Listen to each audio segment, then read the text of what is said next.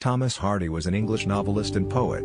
A Victorian realist in the tradition of George Eliot, he was influenced both in his novels and in his poetry by Romanticism, including the poetry of William Wordsworth.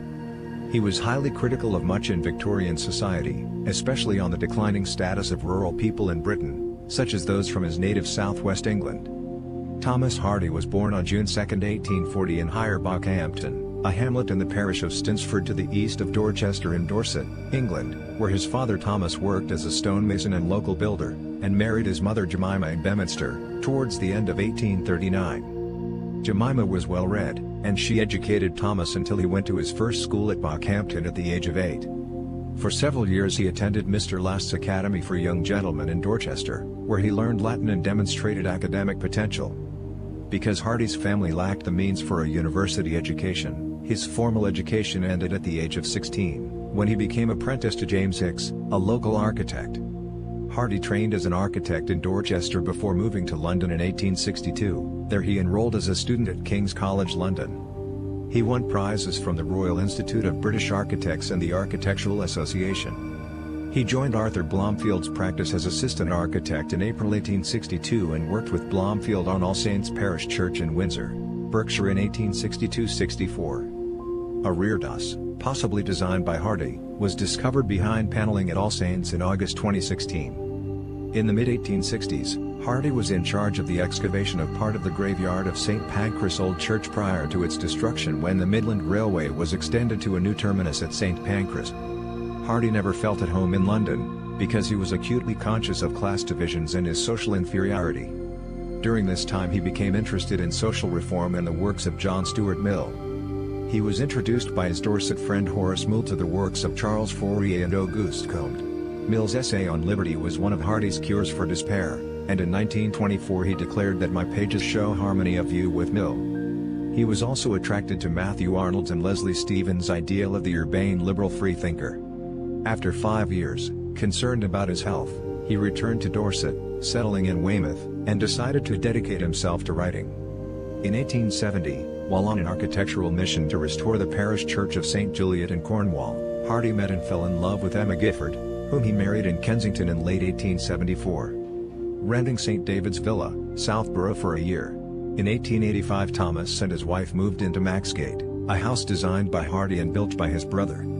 Although they later became estranged, Emma's subsequent death in 1912 had a traumatic effect on him, and after her death, Hardy made a trip to Cornwall to revisit places linked with their courtship. His poems 1912-13 reflect upon her death. In 1914, Hardy married his secretary Florence Emily Dugdale, who was 39 years his junior. He remained preoccupied with his first wife's death and tried to overcome his remorse by writing poetry. In his later years, he kept a wire fox terrier named Wessex, who was notoriously ill-tempered. Wessex's gravestone can be found on the Maxgate grounds. Lane 1910, Hardy had been appointed a member of the Order of Merit and was also for the first time nominated for the Nobel Prize in Literature. He was nominated again for the prize 11 years later. Hardy was horrified by the destruction caused by First World War, pondering that I do not think a world in which such fiendishness is possible to be worth the saving, and better to let Western civilization perish, and let the black and yellow races have a chance. He wrote to John Galsworthy that the exchange of international thought is the only possible salvation for the world. Hardy became ill with pleurisy in December 1927 and died at Maxgate just after 9 p.m. on January 11, 1928, having dictated his final poem to his wife on his deathbed. The cause of death was cited, on his death certificate, as cardiac syncope, with old age given as a contributory factor. His funeral was on 16th of January at Westminster Abbey, and it proved a controversial occasion because Hardy had wished for his body to be interred at Stinsford in the same grave as his first wife, Emma. His family and friends concurred, however. His executor, Sir Sidney Carlisle Cockerell, insisted that he be placed in the Abbey's famous Poets' Corner. A compromise was reached whereby his heart was buried at Stinsford with Emma, and his ashes in Poets' Corner. Hardy's estate at death was valued at £95,418. Shortly after Hardy's death, the executors of his estate burned his letters and notebooks, but 12 notebooks survived, one of them containing notes and extracts of newspaper stories from the 1820s, and research into these has provided insight into how Hardy used them in his works. In the year of his death, Mrs. Hardy published The Early Life of Thomas Hardy, 1841 to 1891, compiled largely from contemporary notes, letters, diaries, and biographical memoranda, as well as from oral information and conversations extending over many years. Hardy's work was admired by many younger writers, including D.H. Lawrence, John Cooper Powys, and Virginia Woolf.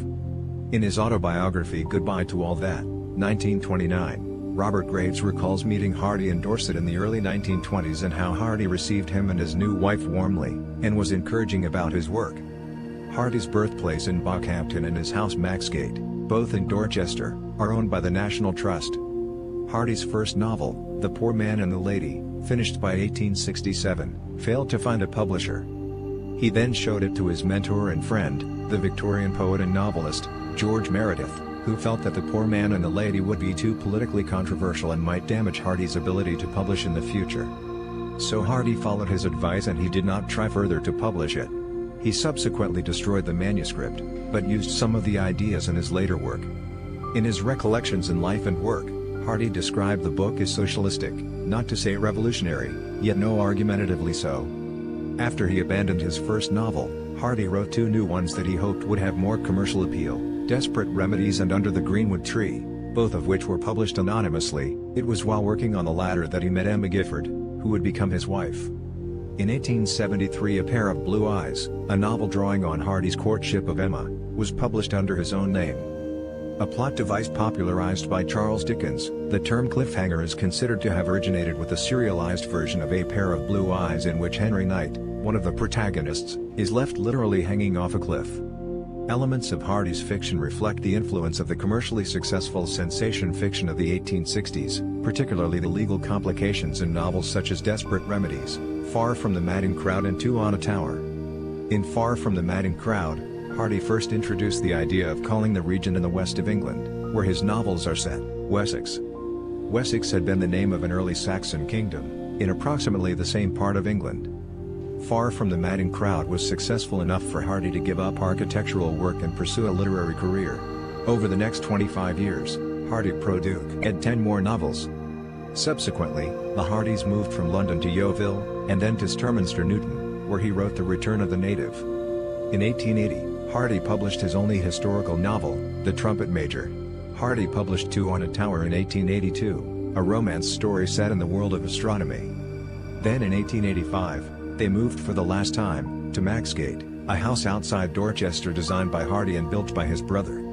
There he wrote The Mayor of Casterbridge in 1886, The Woodlanders in 1887, and Tess of the D'Urbervilles in 1891, the last of which attracted criticism for its sympathetic portrayal of a fallen woman, and initially it was refused publication. Its subtitle, A Pure Woman, Faithfully Presented, was intended to raise the eyebrows of the Victorian middle classes.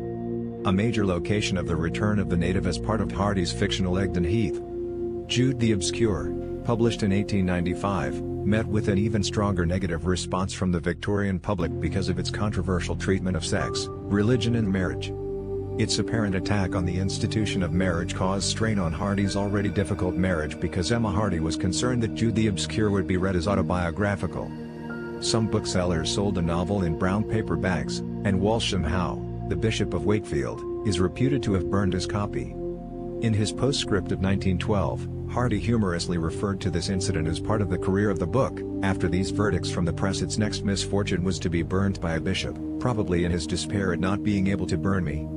Despite this, Hardy had become a celebrity by the 1900s, but some argue that he gave up writing novels because of the criticism of both Tess of the D'Urbervilles and Jude the Obscure. The Well-Beloved, first serialized in 1892, was published in 1897.